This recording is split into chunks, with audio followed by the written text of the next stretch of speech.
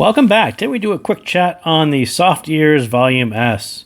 So before we begin, I do want to thank Mr. Ratchet for letting me borrow his baby here, the Volume S.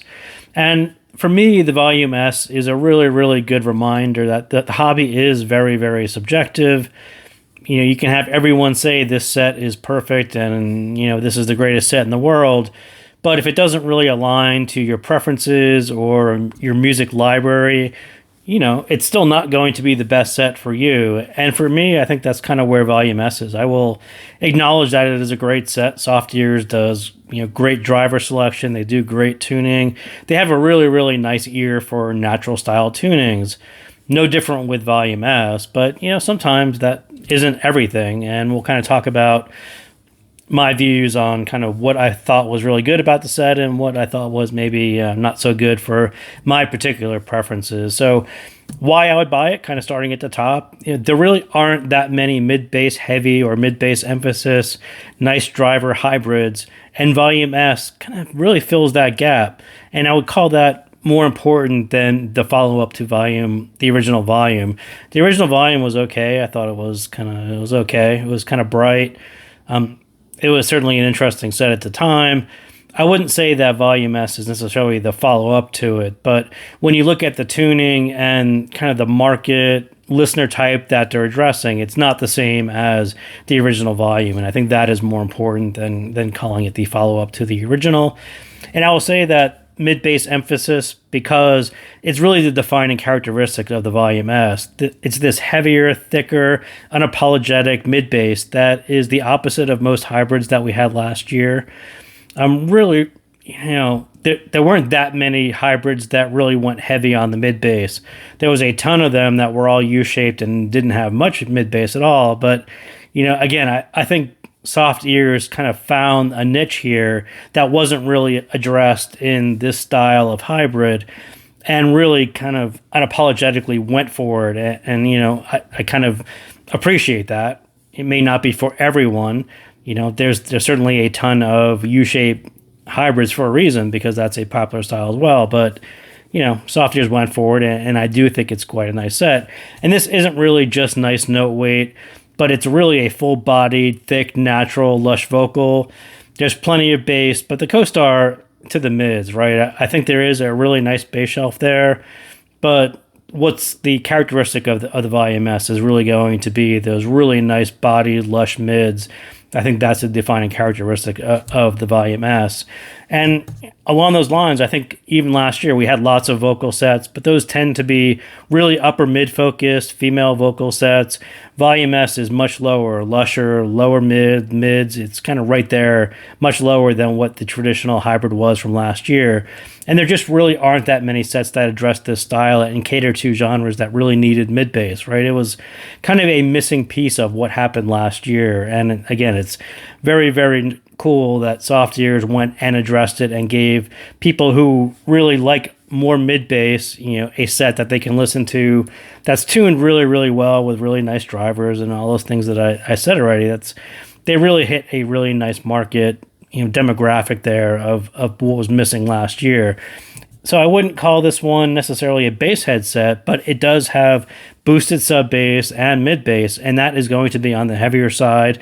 And again, it wasn't really common last year to have both of those boosted in a hybrid, especially last year. We had lots of sub bass heavy hybrids with almost no mid bass, but to have both of them boosted is actually quite different. And again, that is going to be preferred for some listener types. Some people will kind of gravitate to this style because it is something that you didn't really have a whole lot of last year.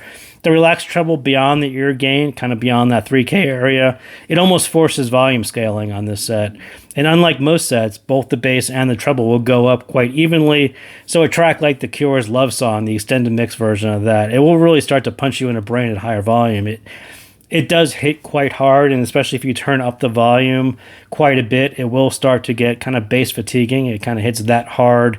So, you know, again, I think that's kind of an interesting thing. I think some people like that, some people don't. But it's one of those things that I think at more extended listening sessions at higher volume, I think it will start to get a little bit bass fatiguing due to both sub bass and mid bass being a little bit boosted.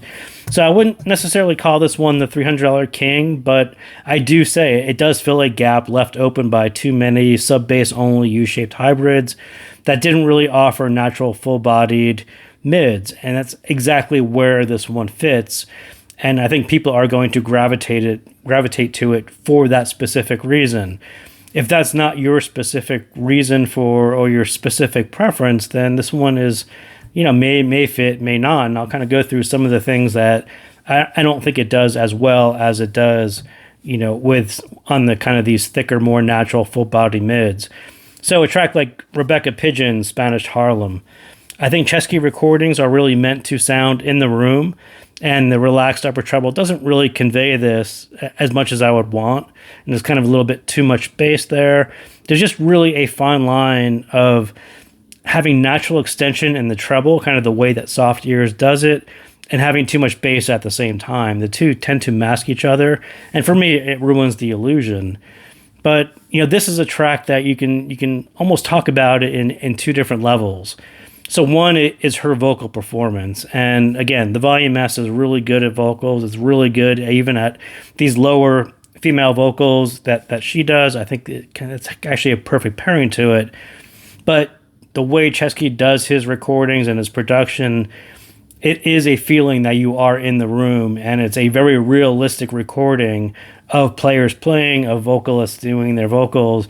And that part, it just needs a little bit more upper treble to kind of present the acoustics of the room. A lot of that stuff was missing on the Volume S that you would pick up on a set like Odyssey, which may not have the thick vocals that you get on Volume S, but it has a little bit more of a level in the upper treble, and it conveys these types of things. It sounds more in the room.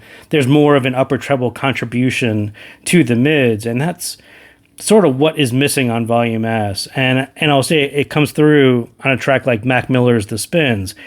The bass is actually quite fun again. It has a really nice bass shelf, a nice dynamic driver. The radiator, I'm not too keen on that, but the bass is fun. The vocals don't have the dimension that you would get from more treble. And that's sort of what you notice on that particular track. And I happen to listen to that track on a lot of sets, and I'm kind of used to what it should sound like. The stage is a bit smaller for the same reason. I think Volume S trades the upper treble contribution, which sounds more resolving, more technical, bigger, for more natural style mids. And that's a really very much a fair trade if that's what you're primarily, if that's your preference. You want a very, very natural sounding hybrid.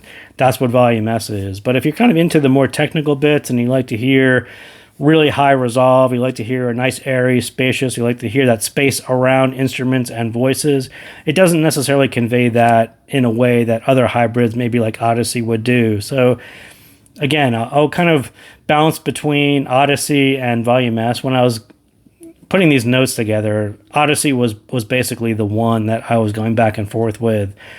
And a lot of these tracks are going to sound better on Odyssey simply because of the balance on Odyssey.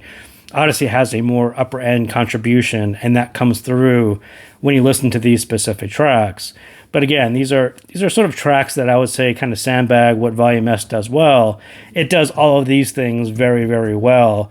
But when you start talking about some of these tracks and how they need a little bit of a higher end contribution into the mids and the overall presentation, Volume S doesn't really do that as well. And the same thing. So Tough Lows, Got Love, the Queen of the Clouds, the X version. Again, her voice is kind of right on, even though she doesn't have a lush voice. But that track really turns into a bass heavy, almost dark version, which is okay. It's just not really her style. The whole upper end of the track gets swallowed by the bass, and it just doesn't quite sound right. And this will be really, really nice on some genres and some not. And I think you got like Tough Low, you've got Madonna, a lot of the pop music that has a pretty higher end contribution, kind of more of an airy style presentation, more electronics in the upper end, upper treble. Those kind of things don't necessarily convey well on the Volume S. Volume S is more of this lower style, this lusher style. So, again, like I said, these tracks are sort of designed to show a clear distinction between what this set does well and what it doesn't necessarily do well. So do take that into consideration. Again, it's sort of why I organize it this way. We're not doing it in a traditional bass, mids, treble style, but I just wanted to talk about the two sides of Volume S in that respect.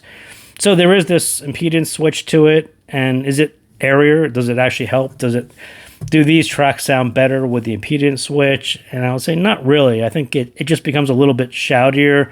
You lose the volume scaling. It'll certainly become a little bit brighter, and that'll work for some tracks. But I think it kind of loses some of the characteristics that were very, very nice about Volume S up there, kind of the volume scaling and the way you can really fine-tune the mids with just a little bit of volume. You kind of lose that by using the impedance switch, and it kind of takes on a little bit of a different tonality, which wasn't really all that appealing to me or that much of a benefit to actually turning the switch. So that is what I got on Volume S. So again, thank you guys for tuning in, and I'll see you next time.